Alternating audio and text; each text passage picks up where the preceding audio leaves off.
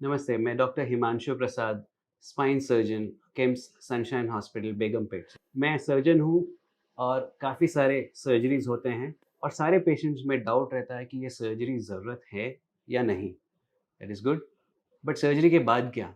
Surgery से हमारे life में क्या असर होगा? सर्जरी के बाद क्या मैं पैरालिसिस हो जाता है? क्या मैं बेडरिडन हो जाऊँगा? क्या मैं ऑफ़िस जा पाऊँगा? क्या मैं अपने रोज़मर्रा की ज़िंदगी वापस लीड कर पाऊँगा या नहीं? These are the many questions which we face with each surgical patient and I am glad कि हम ये वीडियो से उस मिथ्स को, वो मिसकंसेप्शंस को या वो डाउट्स को हम क्लैरिफ़ाई करेंगे। सो नंबर 1, अगर मोस्ट ऑफ द पेशेंट, किसी न किसी पेशेंट के रिलेटिव्स को सर्जरी हुआ रहता है जिसमें दे बिकेम बेड रिडन। क्या सारे स्पाइन सर्जरी इतने रिस्की होते हैं कि वो बेड रिडन हो जाते हैं? I would say no. Most of the surgeries in the spine are elective surgeries. आपके सर्जन सर्जरी प्लान करते हैं, they see what is the problem, they see whether the patient is surgically fit और no. वो सब होने के बाद ही we plan a surgery. And when we go for the surgery, we are very much sure what is our goals of the surgery, what is the outcome of the surgery, and how I'm going to deal the patient post-operatively. So if you ask me, in general, most of the patients are getting operated to make you better or improve the quality of life. It is not to make you bedridden. So after surgery, yes, if you are an ambulatory patient, the chance of going back to walking is very much possible. So that myth of every patient getting bedridden after surgery holds no good.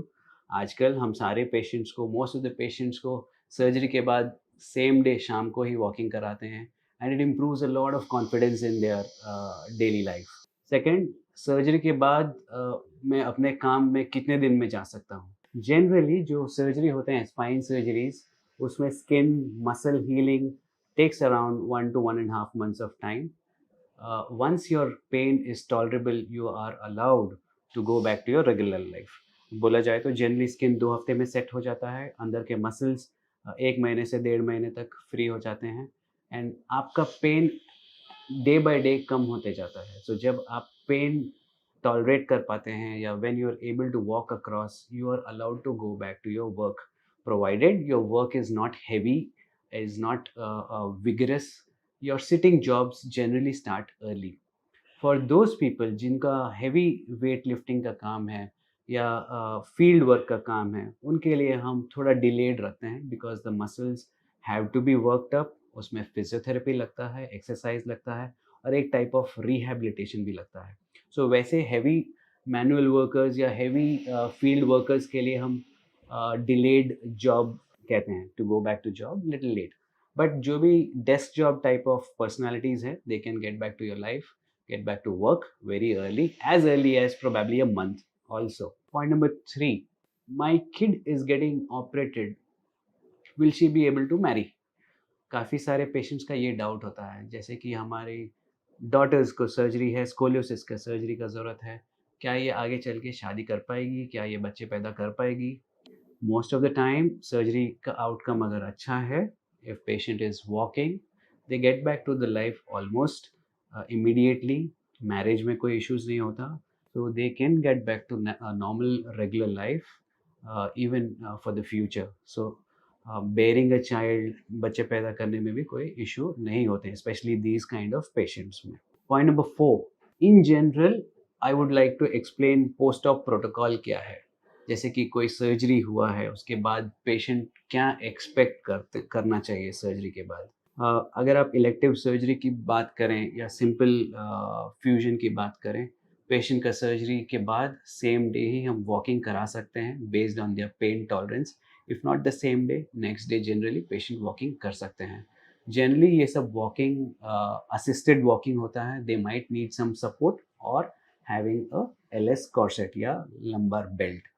जो जब वो walking कर सकते हैं, उनका recovery faster होता है. Typically they get discharge from the hospital 2 से 3 दिन में based on their pain relief. 2 से 3 दिन हॉस्पिटल में इंजेक्शंस दिया जाता है, फिजियोथेरेपी दिया जाता है and third day we send them for home. घर जाने के बाद में भी you don't need complete bed rest. You are allowed to do your regular activities, जैसे कि किचन जाना, वॉशरूम जाना, going out and walking in the park is allowed. So you not bedridden completely, you are allowed to be comfortable and walk across. And जब stitches रहते हैं generally हम 2 weeks के बाद में स्टिचेस निकालते हैं, so patient comes back to hospital, we remove the stitches and then again send them back, and while the patient is recovering next 1.5 months में we start physiotherapy for the spine muscles as well. So all in all अगर बोला जाए तो patient को almost near normal होने के लिए 1 से 1.5 महीना लगता है. कुछ रेस्ट्रिक्शंस होते हैं specially fusion type of cases में, where we tell them not to bend too much, not to sit on the floor and not to lift heavy weight. Generally based on the patient profile, ये 2 से 3 महीने तक का restrictions होता है, not permanent. 2 से 3 महीने के बाद जब आपका एक्सरसाइज शुरू होने लगता है, जब आप फिजियो करने लगते हैं, you can get back to your regular activities. Even bending and sitting down is allowed. So all in all अगर आप पूछें तो it is not that bad. Spine surgery change हो चुका है. जो 15-20 साल पहले का सर्जरीज था और अभी काफ़ी आउटकम में चेंजेस आया है, इम्प्रूवमेंट आया है. That is purely because the surgeons are getting trained well, the new gadgets coming for the surgeries, जिससे हमारे आउटकम्स क्वाइट कॉन्फिडेंट होते हैं. हमारा अनेस्थीसिया लेवल भी काफ़ी इम्प्रूव हो गया है. The neuro anaesthetist who are taking care of these patients, so that intra op events कम होते हैं. और पोस्ट ऑपरेटिव में even the physiotherapy and rehab centres, they know what exactly we are dealing. So outcome overall तक काफ़ी अच्छा हो गया है. एंड आज के ज़माने में स्पाइन सर्जरी के बाद becoming bed ridden is very less likely. So I would से don't worry about the surgery. If your surgeon says that you are going to have a good outcome, don't delay and neglect your case and spoil your case better. Because if you ask me, surgery done at a right time gives you a better outcome than neglecting and coming at a late date.